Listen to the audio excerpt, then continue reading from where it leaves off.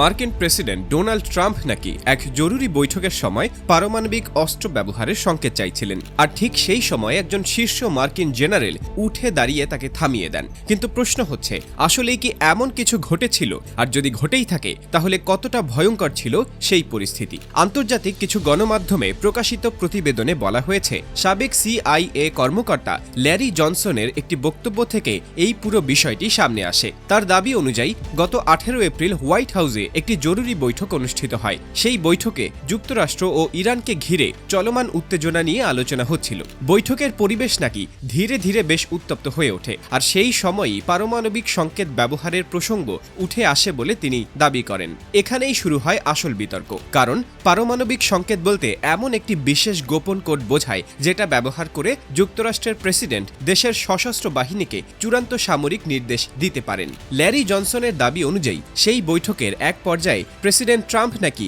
পারমাণবিক সংকেত চেয়েছিলেন, আর তখনই সেখানে উপস্থিত একজন শীর্ষ সামরিক কর্মকর্তা আপত্তি জানান। বলা হচ্ছে, জয়েন্ট চিফস অফ স্টাফের চেয়ারম্যান জেনারেল ড্যান কেইন তখন উঠে দাঁড়িয়ে এই সিদ্ধান্তে বাধা দেন। তবে এখানে একটি গুরুত্বপূর্ণ বিষয় মনে রাখা দরকার, এই তথ্যের কোনো আনুষ্ঠানিক নিশ্চিতকরণ এখন পর্যন্ত পাওয়া যায়নি। এখন প্রশ্ন উঠছে, একজন জেনারেল কি সত্যি প্রেসিডেন্টের এমন সিদ্ধান্ত থামিয়ে দিতে পারেন? মার্কিন সামরিক কাঠামো অনুযায়ী প্রেসিডেন্টই দেশের সশস্ত্র বাহিনীর সর্বাধিনায়ক, অর্থাৎ চূড়ান্ত সামরিক সিদ্ধান্ত নেওয়ার ক্ষেত্রে তার ভূমিকা সবচেয়ে গুরুত্বপূর্ণ। তবে পারমাণবিক অস্ত্র ব্যবহারের মতো বড় সিদ্ধান্ত বাস্তবায়নের আগে একাধিক ধাপের নিরাপত্তা যাচাই বাছাই করা হয়। ফলে এই ধরনের সিদ্ধান্ত কখনোই এক মুহূর্তে বাস্তবায়িত হয়ে যায় না, কারণ এই পুরো ঘটনার বিষয়ে এখন পর্যন্ত হোয়াইট হাউস বা পেন্টাগনের পক্ষ থেকে কোনো আনুষ্ঠানিক বক্তব্য দেওয়া হয়নি। ফলে অনেক বিশ্লেষক মনে করছেন বিষয়টি এখনও একটি দাবি হিসেবেই রয়েছে, নিশ্চিত তথ্য হিসেবে নয়। এর আগে আরেকটি প্রতিবেদনে বলা হয়েছিল, ইরানকে কেন্দ্র করে পরিচালিত একটি গুরুত্বপূর্ণ সামরিক অভিযানের সময় প্রেসিডেন্ট ট্রাম্পকে নাকি সিচুয়েশন রুমে আলোচনার বাইরে রাখা হয়েছিল। কিছু সামরিক উপদেষ্টা মনে করেছিলেন সেই সময় পরিস্থিতি খুব সংবেদনশীল ছিল, তাই অতিরিক্ত চাপ বা উত্তেজনা সিদ্ধান্ত নেওয়ার ক্ষেত্রে প্রভাব ফেলতে পারে। এমন আশঙ্কা থেকেই এই সিদ্ধান্ত নেওয়া হয়েছিল বলে দাবি করা হয়, যদিও এই বিষয়েও কোনো বিস্তারিত সরকারি ব্যাখ্যা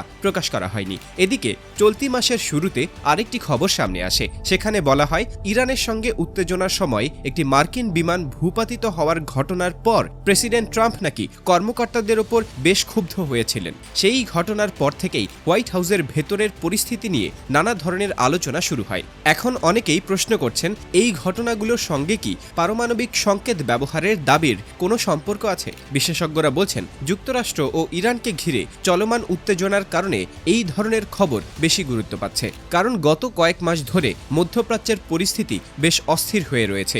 বিশেষ করে ইরান, ইসরায়েল এবং যুক্তরাষ্ট্রকে ঘিরে তৈরি হওয়া পরিস্থিতি আন্তর্জাতিক রাজনীতিতে নতুন করে উদ্বেগ তৈরি করেছে।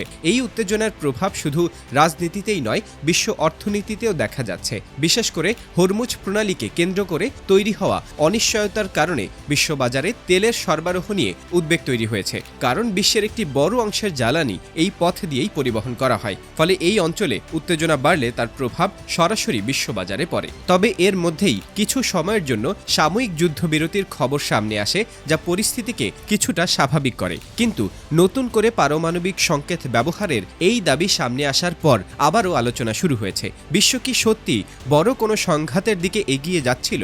এখানে আরেকটি গুরুত্বপূর্ণ বিষয় মনে রাখা দরকার, এই পুরো ঘটনার বিষয়ে এখন পর্যন্ত কোনো স্বাধীন আন্তর্জাতিক সংস্থা বা সরকারি সূত্র নিশ্চিত তথ্য দেয়নি। ফলে অনেক বিশ্লেষক মনে করছেন এটি রাজনৈতিক বিতর্কের অংশও হতে পারে। আবার কেউ কেউ মনে করছেন চলমান আন্তর্জাতিক উত্তেজনার কারণেই এই ধরনের দাবি সামনে আসছে। সব মিলিয়ে বলা যায়, পারমাণবিক সংকেত ব্যবহারের এই খবরটি এখনও নিশ্চিত নয়, তবে এটি আন্তর্জাতিক রাজনীতিতে নতুন করে আলোড়ন তৈরি করেছে।